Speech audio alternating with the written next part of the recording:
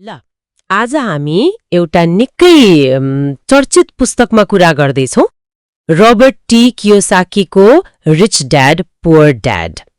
यो 1997मै आएको भए पनि के रे व्यक्तिगत वित्त अनि पैसाप्रतिको सोच बदल्ने मामलामा अझै पनि उत्तिकै महत्त्वपूर्ण छ जस्तो लाग्छ। हो नि, एकदम सान्दर्भिक छ अझै पनि। आज हामी यसका खास विचारहरू र यसले कसरी पैसालाई हेर्ने दृष्टिकोण बदल्न सक्छ भन्नेमा अलि गहिरिएर हेर्छौं। हुन्छ। पुस्तकको सबैभन्दा रोचक पक्ष नै लेखकका दुई बुबाहरूको सोचको भिन्नता हो। एकजना गरिब बुबा जो एकदमै पढे लेखेका तर पैसाको मामलामा सधैँ अलि सङ्घर्षमै, अनि अर्का चाहिँ धनी बुबा जसको औपचारिक पढाइ कम तर व्यवसायमा असाध्यै सफल हो। यही दुई बिल्कुल फरक दृष्टिकोणको टकरावले नै पुस्तकलाई खास बनाएको छ। ल सुरु गरौं न त गरिब बुबाको सोचबाट। उहाँको दर्शन कस्तो थियो? उहाँको मुख्य भनाइ नै थियो राम्रो पढ, राम्रो नम्बर ल्याऊ अनि सुरक्षित जागिर खाऊ। यो त हामीले कति सुनेको कुरा हैन त? हो, एकदमै। धेरैको लागि यो नै बाटो हो। उहाँ पैसालाई अलि जोखिमपूर्ण मान्नुहुन्थ्यो अनि बचत गर्नुपर्छ भन्नेमा जोड, ऋण त लिनै हुँदैन भन्ने सोच। एकदम परम्परागत सुरक्षित बाटो। तर धनी बुबाको कुरा ठिक उल्टो।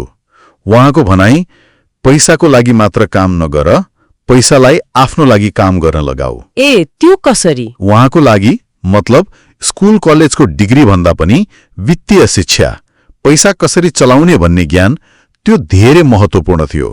अनि अर्को रमाइलो कुरा, उहाँ ऋणलाई नराम्रो मात्र देख्नुहुन्न थियो, बरु ठिक तरिकाले प्रयोग गरे सम्पत्ति बढाउने औजार मान्नुहुन्थ्यो। यो वित्तीय शिक्षा चाहिँ के हो त खासमा? पुस्तकले कसरी बुझाउँछ? स्कुलमा त खासै पढाइदैन यस्तो कुरा। हो, त्यही त। पुस्तकले जोड दिने मुख्य कुरा नै त्यही हो जुन हामी स्कुलमा सिक्दैनौं, वित्तीय साक्षरता। यसमा सबैभन्दा महत्त्वपूर्ण कुरा चाहिँ सम्पत्ति, एसेट र दायित्व, लायबिलिटी बेसको फरक चिन्नु। सायद पुस्तकको सबैभन्दा शक्तिशाली विचार नै यही हो।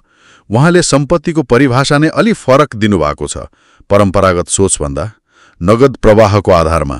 ए त्यो अलि प्रष्ट पानिदिनुस् न, कस्तो परिभाषा हो त्यो? ल, कियोसाकीको तर्क अनुसार सम्पत्ति भनेको त्यो चीज हो जसले तपाईको गोजीमा पैसा हाल्छ, मतलब आम्दानी दिन्छ। जस्तै भाडा आउने घर, स्टक किनेर पाएको लाभांश, वा तपाईँ आफै नबस्दा पनि चलिरहने कुनै व्यवसाय। अनि दायित्व नि?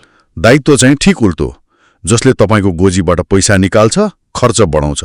जस्तै कार किनेपछिको किस्ता, व्यक्तिगत ऋणहरू, क्रेडिट कार्डको बिल, अनि यहाँसम्म कि आफू बस्ने घर पनि, किनकि त्यसले मर्मत, कर जस्ता खर्च मात्रै बढाउँछ, नियमित आय दिँदैन।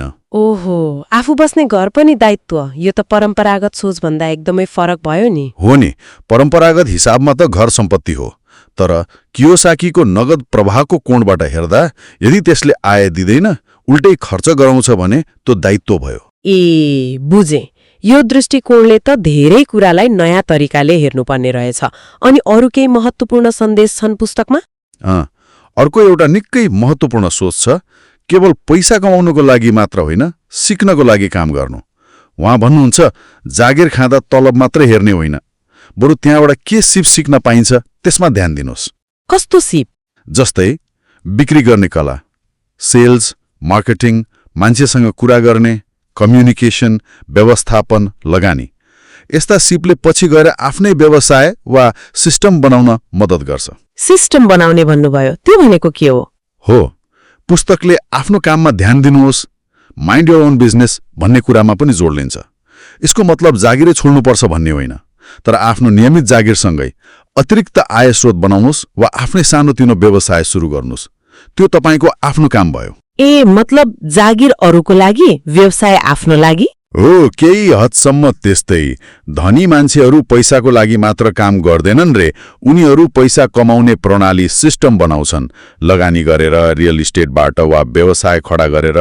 यो प्रणालीले उनीहरू आफै खटिन छाड्दा पनि आम्दानी दिइरहन्छ। यसमा लगानीको कुरा पनि जोडिने भयो त्यसो भए? अवश्य।